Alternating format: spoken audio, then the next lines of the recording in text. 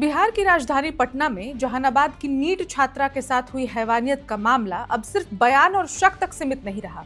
SIT के हाथ ऐसे सबूत लगे हैं जो इस पूरे कांड की परतें एक एक करके खोल सकते हैं।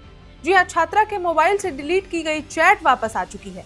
हॉस्टल के बाहर खड़ी कारों के फुटेज मिल गए हैं। सबसे इंपॉर्टेंट पार्ट है चैट। आखिर उस चैट में कौन से राज खुले हैं जिनसे सनसनी फैली हुई है। नमस्कार, मेरा नाम है ऋचा और आप देख रहे हैं वन इंडिया हिंदी। बिहार की राजधानी पटना में जहानाबाद की नीट छात्रा के साथ हुई हैवानियत के मामले में जांच अब तकनीकी सबूतों पर टिक गई है। विशेष जांच टीम यानी एसआईटी ने छात्रा के फोन का डेटा रिकवर कर लिया है। एनालिसिस करते हुए उन व्हाट्सएप चैट को वापस पा लिया गया है जिन्हें जानबूझकर मिटाया गया था। इन चैट्स में कई संदिग्ध नंबर सामने आए हैं जिनकी गहराई से जांच की जा रही है।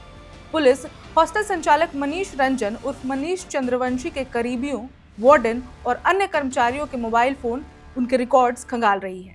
जेल में बंद मुख्य आरोपी के सहयोगियों से पूछताछ की जा रही है ताकि इस वारदात की कड़ियों को जोड़ा जा सके। व्हाट्सएप चैट से सुराग मिलने की उम्मीद। एसआईटी के अधिकारियों के अनुसार छात्रा के मोबाइल से मिले डिलीटेड डेटा में कई महत्वपूर्ण सुराग छिपे हैं। पुलिस को संदेह है कि घटना से पहले छात्रा कुछ विशेष लोगों के संपर्क में थी। रिकवर किए गए मैसेजेस ये स्पष्ट कर रहा है कि उसे किन परिस्थितियों में निशाना बनाया गया होगा। फिलहाल पुलिस उन सभी संदिग्ध नंबरों की सूची तैयार कर रही है जिनसे छात्रा की अक्सर बातचीत होती थी। इसके साथ ही शंभू गर्ल्स हॉस्टल के बाहर पिछले 2 महीनों से खड़ी रहने वाली संदिग्ध गाड़ियों के मालिकों को भी जांच के दायरे में लाया गया है। छात्रा की डायरी और सीसीटीवी फुटेज से खुलासा। छात्रा के कमरे की तलाशी के दौरान पुलिस को एक डायरी मिली है। इस डायरी में छात्रा ने अपनी भावनाओं और जीवन की कुछ निजी घटनाओं का जिक्र किया है जो पुलिस के लिए जांच का मुख्य आधार बन सकता है। सीसीटीवी फुटेज की पड़ताल से पता चला है कि 5 जनवरी को हॉस्टल आने के बाद वो 2 बार कमरे से बाहर निकली थी और तब उसकी स्थिति सामान्य थी। हालांकि रात के खाने के बाद वो कमरे से बाहर नहीं दिखी। अगले दिन सुबह जब वो नाश्ते के लिए नहीं पहुंची तब जाकर इस पूरी घटना का खुलासा हुआ।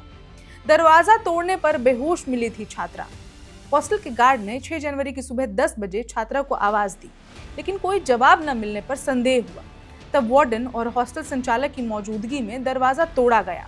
जब दरवाजा तोड़ा गया तब छात्रा बेड पर बेहोश और गंभीर स्थिति में पाई गई। पुलिस अब सीसीटीवी के माध्यम से ये सुनिश्चित कर रही है कि उस रात छात्रा के कमरे में किसने किसने प्रवेश किया था और उसे हॉस्टल के भीतर ही कहां से ले जाया गया था। हिरासत में लिए गए 3 करीबियों से मिली जानकारी और फॉरेंसिक रिपोर्ट के आधार पर पुलिस जल्द ही अंतिम नतीजे पर पहुंचने की उम्मीद जता रही है। गौरतलब हो कि शुरुआत में पुलिस ने सेक्सुअल एंगल से इनकार किया था, लेकिन जब दूसरी पोस्टमार्टम रिपोर्ट सामने आई तो पुलिस की लीपापोती सामने आ गई, जिसके बाद एसआईटी का गठन हुआ और अब धीरे धीरे काले राज बाहर आने लगे हैं। इस खबर पर हमारी नजर बनी हुई है। अपडेट्स के लिए देखते रहें one India Hindi. Subscribe to One India and never miss an update. Download the One India app now.